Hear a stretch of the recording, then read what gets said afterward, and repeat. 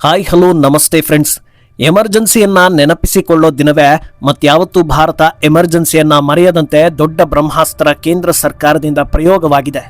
9ನೇ ತರಗತಿ ಸಿಲೆಬಸ್ನಲ್ಲಿ ಎಮರ್ಜೆನ್ಸಿ ಕುರಿತಂತೆ ಪಾಠವನ್ನ ಇರಿಸೋದಕ್ಕೆ NCERT ಮುಂದಾಗಿದೆ. ಎಮರ್ಜೆನ್ಸಿ ಅಂದ್ರೆ ಏನು ಅನ್ನೋದರ ಜೊತೆಗೆ ಪ್ರಜಾಪ್ರಭುತ್ವ ಅಂದ್ರೆ ಏನು, ಮೂಲಭೂತ ಹಕ್ಕುಗಳು ಅಂದ್ರೆ ಏನು, 1975ರಿಂದ 77ರ ಎಮರ್ಜೆನ್ಸಿ ಕಾಲದಲ್ಲಿ ಏನೇನೆಲ್ಲ ಆಯಿತು, ಯಾರೆಲ್ಲ ಸಮಸ್ಯೆಗಳನ್ನ ಅನುಭವಿಸಿದ್ರು, ಎಮರ್ಜೆನ್ಸಿ ಹೇರೋದ್ರಿಂದ ಅಂದಿನ ಸರ್ಕಾರ ಅಥವಾ ಪ್ರಧಾನಿ ಏನನ್ನ ಮಾಡೋದಕ್ಕೆ ಹೊರಟಿದ್ರು, ಇದೆಲ್ಲವನ್ನ ಮಕ್ಕಳಿಗೆ ಹೇಳೋ ಕೆಲಸ ಆಗ್ತಾ ಇದೆ. ಇದು ರಾಜಕೀಯವಾಗಿಯೂ ಕಾಂಗ್ರೆಸ್ಗೆ ದೊಡ್ಡ ಹೊಡೆತವನ್ನ ಕೊಡಲಿದೆ. ಕೇವಲ ಮುಖಭಂಗ ಮಾತ್ರವಲ್ಲದೆ ಭವಿಷ್ಯದಲ್ಲಿ ಸಾಕಷ್ಟು ಸವಾಲುಗಳನ್ನ ಕಾಂಗ್ರೆಸ್ ಎದುರಿಸಲೂಬಹುದು. ಅಸ್ತಿತ್ವದ ಪ್ರಶ್ನೆಯೂ ಆಗೋ ಸಾಧ್ಯತೆ ಇದೆ. ಇನ್ನೊಂದು ಕಡೆ ಇದರಿಂದ ರಾಹುಲ್ ಗಾಂಧಿ ರಾಜಕೀಯಕ್ಕೆ ದೊಡ್ಡ ಮಟ್ಟದ ಸವಾಲು ಎದುರಾಗೋ ಸಾಧ್ಯತೆ ಇದೆ. ಇದೆಲ್ಲದರ ಡೀಟೇಲ್ಸ್ ಕೊಡ್ತೀನಿ. ನೀವು ಮಿನಿಟ್ ಮೇಡ್ ಚಾನಲ್ ಅನ್ನ ಫಾಲೋ ಮಾಡಿ, ಸಬ್ಸ್ಕ್ರೈಬ್ ಮಾಡ್ಕೊಳ್ಳಿ.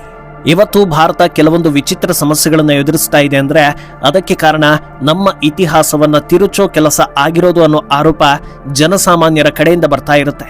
ಭಾರತಕ್ಕೆ ಸ್ವಾತಂತ್ರ್ಯ ಅನ್ನೋ ಟಾಪಿಕ್ ಅನ್ನ ತಗೊಂಡ್ರು ಕೂಡ ಇಂಥವರಿಂದಲೇ ಸ್ವಾತಂತ್ರ್ಯ ಬಂದಿದ್ದು ಅನ್ನೋದನ್ನ ಬಿಂಬಿಸುವ ಮೂಲಕ ದೇಶದ ಭವಿಷ್ಯಕ್ಕಾಗಿ ಪ್ರಾಣವನ್ನೇ ತ್ಯಾಗ ಮಾಡಿದ ಭಗತ್ ಸಿಂಗ್ರಂತ ಮಹಾನ್ ಚೇತನಗಳನ್ನ ಹಿಂದಿನ ಸಾಲಲ್ಲಿ ನಿಲ್ಲಿಸುವ ಅಥವಾ ಎಷ್ಟೋ ವೀರರನ್ನ ಮರೆತೇ ಬಿಡುವ ಕೆಲಸ ಆಗಿ ಹೋಯ್ತು. ಇಷ್ಟೆಲ್ಲ ಆಗಿ ಹೋಯ್ತು ಅನ್ನೋದು ಜನರಿಗೆ ಫ್ಲಾಶ್ ಆಗೋದಕ್ಕೆ ಸಾಕಷ್ಟು ಸಮಯವೇ ಬೇಕಾಗಿ ಹೋಯ್ತು. ಇದನ್ನ ಈಗ ರಿಪೇರಿ ಮಾಡದೆ ಬಿಟ್ರೆ ಮುಂದಿನ ಪೀಳಿಗೆಗೆ ಸ್ವಾತಂತ್ರ್ಯದ ಮಹತ್ವವು ಮರೆತು ಹೋಗುತ್ತೆ.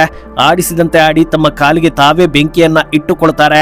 ಆದ್ರಿಂದ ಭಾರತದ ಇತಿಹಾಸದಲ್ಲಿ ಏನೆಲ್ಲ ನಡೆದಿತ್ತು ಅನ್ನೋದನ್ನ ಮುಂದಿನ ಪೀಳಿಗೆಗೆ ಖಂಡಿತ ತಲುಪಿಸಲೇಬೇಕು. ಯಾರ ಪರವೂ ಅಲ್ಲದೆ ಯಾರ ವಿರುದ್ಧವೂ ಅಲ್ಲದೆ ಏನು ನಡೆದಿತ್ತು ಅನ್ನೋದನ್ನ ಆಸ್ ಇಟ್ ಈಸ್ ತಿಳಿಸಲೇಬೇಕು. ಆ ಸಾಲಿಗೆ ಈಗ ಎಮರ್ಜೆನ್ಸಿ ಸೇರ್ತಾ ಇದೆ. ಪ್ರಸ್ತುತ ಕಾಲಘಟ್ಟದಲ್ಲಿ ಎಷ್ಟೋ ಜನರು ಹುಟ್ಟೋ ಮುನ್ನವೇ ಅಂದ್ರೆ 1975-77ರ ಅವಧಿಯಲ್ಲಿ ಮಾಜಿ ಪ್ರಧಾನಿ ಇಂದಿರಾ ಗಾಂಧಿ ಹೇರಿದ್ದ ಎಮರ್ಜೆನ್ಸಿ ಬಗ್ಗೆ ಇನ್ನು ಮುಂದೆ 9ನೇ ತರಗತಿ ವಿದ್ಯಾರ್ಥಿಗಳು ಅಧ್ಯಯನವನ್ನ ಮಾಡಲಿದ್ದಾರೆ.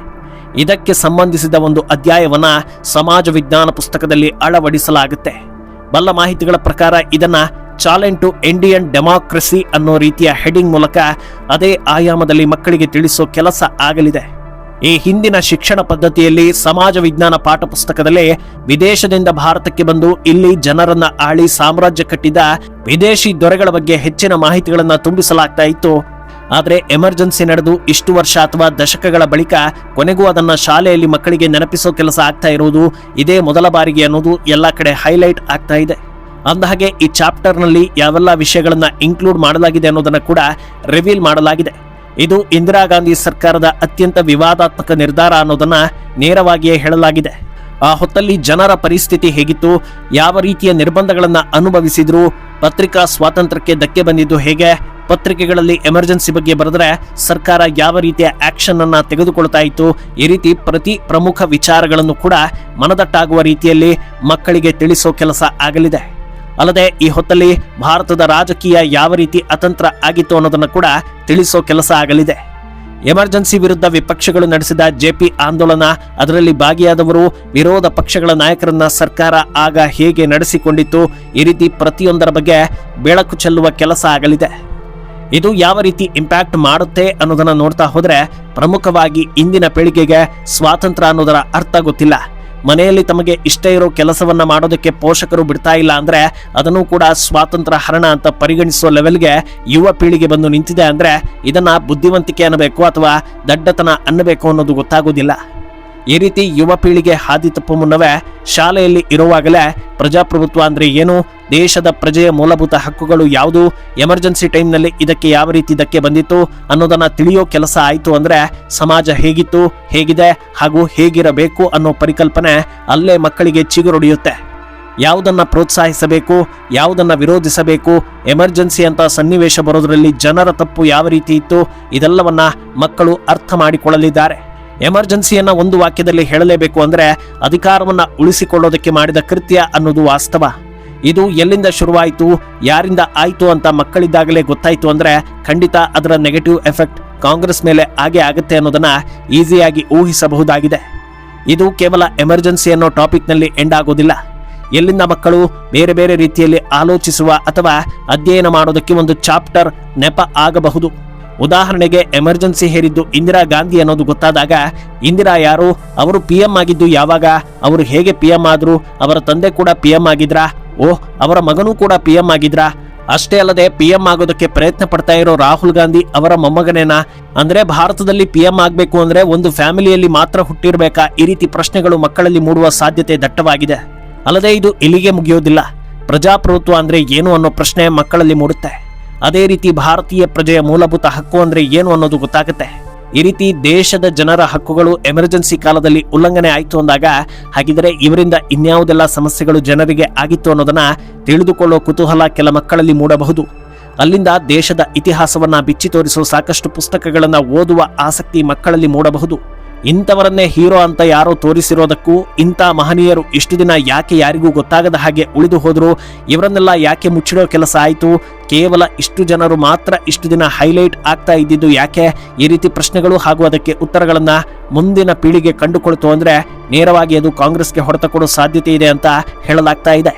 ಇನ್ನು ಇಷ್ಟು ವರ್ಷಗಳ ಕಾಲ ಇಂಡಿಯನ್ ಎಜುಕೇಶನ್ ಸಿಸ್ಟಮ್ ಅನ್ನ ಕಪಿಮುಷ್ಟಿಯಲ್ಲಿ ಇಟ್ಕೊಂಡಿದ್ರಿಂದ ಇಂಥವರ ಬಗ್ಗೆ ಮಾತ್ರ ಮಕ್ಕಳು ತಿಳಿದುಕೊಳ್ಳಬೇಕು, ಹಾಗೆ ಇಂಥವರನ್ನ ಮಾತ್ರ ಒಳ್ಳೆಯವರನ್ನಾಗಿ ತೋರಿಸೋದು ಮ್ಯಾಂಡೇಟ್ ಆಗಿತ್ತು. ಅದರ ಪ್ರತಿಫಲವೇ ಇವತ್ತು ದೇಶದಲ್ಲಿ ನಿಂತು ದೇಶದ ವಿರುದ್ಧ ಹಾಗೂ ನಮ್ಮ ಸಂಸ್ಕೃತಿಯ ವಿರುದ್ಧ ವಿಷಕಾರೋ ಜಂತುಗಳ ಜನನ ಆಗಿರೋದು. ಆದರೆ ಈ ಒಂದು ಚಾಪ್ಟರ್ ಮಕ್ಕಳಲ್ಲಿ ವಾಸ್ತವವನ್ನ ತಿಳಿದುಕೊಳ್ಳೋ ಕಡೆಗೆ ತಿರುಗಿಸೋ ಸಾಧ್ಯತೆ ಇದೆ. ನಾವು ಯಾರನ್ನೂ ಮೊದಲಿಗೆ ಸರಿ ಅಂತ ನಂಬೋದು ಬೇಡ, ಮೊದಲಿಗೆ ಎಲ್ಲಾ ವ್ಯಕ್ತಿಗಳ ಬಗ್ಗೆ ತಿಳಿದುಕೊಳ್ಳೋಣ, ಇತಿಹಾಸದಲ್ಲಿ ನಡೆದ ಎಲ್ಲಾ ಘಟನೆಗಳನ್ನ ವಿಮರ್ಶೆ ಮಾಡೋಣ, ನಂತರದಲ್ಲಿ ಯಾರು ದೇಶಕ್ಕೆ ಪೂರಕ ಅಥವಾ ಯಾರು ಮಾರಕ ಅನ್ನೋದನ್ನ ನಿರ್ಧಾರ ಮಾಡೋಣ ಅನ್ನೋ ಪ್ರಬುದ್ಧತೆ ಮಕ್ಕಳಲ್ಲಿ ಬಂತು ಅಂದ್ರೂ ಕೂಡ ಅದು ಹಂತ ಹಂತವಾಗಿ ಕಾಂಗ್ರೆಸ್ಗೆ ಹೊಡೆತ ಕೊಡುತ್ತೆ ಅನ್ನೋದನ್ನ ಜನರು ನಿಸ್ಸಂದೇಹವಾಗಿ ಹೇಳ್ತಾ ಇದ್ದಾರೆ. ಆದರೆ ಇದೆಲ್ಲದಕ್ಕಿಂತ ದೊಡ್ಡ ವಿಷಯ ಅಂದ್ರೆ ಈ ಒಂದು ಚಾಪ್ಟರ್ ರಾಹುಲ್ ಪ್ರಧಾನಿ ಕುರ್ಚಿ ಕನಸಿಗೂ ಭಂಗ ತರುವ ಸಾಧ್ಯತೆ ಇದೆ ಅನ್ನೋದು. ಕಳೆದ ವರ್ಷವೇ ಈ ಎಮರ್ಜೆನ್ಸಿ ದಿನವನ್ನ ಸಂವಿಧಾನ ಹತ್ಯಾ ದಿವಸ್ ಅಂತ ಮೋದಿ ಸರ್ಕಾರ ಘೋಷಣೆ ಮಾಡಿದೆ. ಇದಕ್ಕೂ ಮುಂಚೆ ರಾಹುಲ್ ಹೋದಲ್ಲಿ ಬಂದಲ್ಲಿ ಕೈಯಲ್ಲೊಂದು ಸಂವಿಧಾನ ಪುಸ್ತಕವನ್ನ ಹಿಡಿದುಕೊಂಡು ಎತ್ತಿ ತೋರಿಸಿ, ನೋಡಿ ಇದನ್ನ ಕಾಪಾಡೋದು ನಾವೇ ಅಂತ ಹೇಳ್ತಾ ಬಂದಿದ್ರು. ಆದರೆ ಎಮರ್ಜೆನ್ಸಿ ಅಂತ ಘಟನೆ ನೋಡಿದ ಮೇಲೆ ಈ ಪುಸ್ತಕ ಹಿಡಿಯೋ ನೈತಿಕತೆ ಕೂಡ ಇಲ್ಲ ಅನ್ನೋ ನಿರ್ಧಾರಕ್ಕೆ ಜನರು ಬಂದು ಬಿಟ್ಟಿದ್ದಾರೆ. ಈಗ ಪಠ್ಯ ಪುಸ್ತಕದಲ್ಲಿ ಸೇರಿಸಿರೋದ್ರಿಂದ ಗಾಂಧಿ ಫ್ಯಾಮಿಲಿ ಮೇಲೆ ಯುವ ಪೀಳಿಗೆ ಇಂಟ್ರೆಸ್ಟ್ ಬೆಳೆಸಿಕೊಳ್ಳೋದೇ ನಿಂತು ಹೋಗೋ ಸಾಧ್ಯತೆ ಇದೆ. ಇನ್ನು ಸರ್ಕಾರದ ಈ ನಡೆಯನ್ನ ಕಾಂಗ್ರೆಸ್ ಸ್ವಾಗತಿಸುತ್ತಾ ಅಥವಾ ವಿರೋಧಿಸುತ್ತಾ ಅನ್ನೋದು ಈಗ ಇರೋ ಪ್ರಶ್ನೆ. ಖಂಡಿತ ಸ್ವಾಗತಿಸೋ ಕೆಲಸ ಆಗೋದಿಲ್ಲ, ಆದರೆ ವಿರೋಧಿಸಿದ್ರೆ ಅದರಿಂದ ಏನನ್ನೂ ಗಳಿಸೋದಕ್ಕೂ ಸಾಧ್ಯವಿಲ್ಲ ಅನ್ನೋದು ಕೂಡ ಕ್ಲಿಯರ್ ಆಗ್ತಾ ಇದೆ. ಯಾಕಂದ್ರೆ ನಡೆಯದೇ ಇಲ್ಲದ ವಿಷಯವನ್ನ ಈ ರೀತಿ ಪಠ್ಯ ಪುಸ್ತಕದಲ್ಲಿ ಸೇರಿಸಿದರೆ ಅದನ್ನ ವಿರೋಧಿಸಬಹುದು, ವಿವಾದ ಎಬ್ಬಿಸಬಹುದು. ಎಮರ್ಜೆನ್ಸಿ ಭಾರತದ ಇತಿಹಾಸದಲ್ಲೇ ಒಂದು ಕರಾಳ ಅಧ್ಯಾಯ ಆಗಿರುವಾಗ ಅದನ್ನ ತಿಳಿಸೋದನ್ನ ತಪ್ಪಿಸೋದಕ್ಕೆ ಹೋದ್ರೆ ಇನ್ನೂ ಡ್ಯಾಮೇಜ್ ಆಗೋ ಸಾಧ್ಯತೆ ಇದೆ. ಕೋರ್ಟ್ಗೆ ಹೋದ್ರೂ ಇದರ ವಿರುದ್ಧ ಗೆಲ್ಲೋದಕ್ಕೆ ಸಾಧ್ಯವಿಲ್ಲ. ಒಂದೇ ಮಾರ್ಗ ಅಂದ್ರೆ ಅದು ಒಂದು ವೇಳೆ ಅಧಿಕಾರ ಸಿಕ್ಕಾಗ ತಕ್ಷಣವೇ ಈ ಪಾಠವನ್ನ ಪಠ್ಯ ಪುಸ್ತಕದಿಂದ ಕಿತ್ತು ಹಾಕಬಹುದು. ಆದರೆ ಈ ಪಾಠ ಓದಿದ ಮಕ್ಕಳು ಸಮಾಜಕ್ಕೆ ಬಂದ್ರೆ ಅಧಿಕಾರ ಮತ್ತೆ ಸಿಕ್ಕೋದೇ ಡೌಟ್ ಅನ್ನೋ ರೀತಿಯ ವ್ಯಾಖ್ಯಾನಗಳು ಕೂಡ ಇವೆ. ಈ ಸ್ಟೋರಿ ಬಗ್ಗೆ ನಿಮ್ಮ ಅನಿಸಿಕೆಯನ್ನ ಕಮೆಂಟ್ ಮಾಡಿ.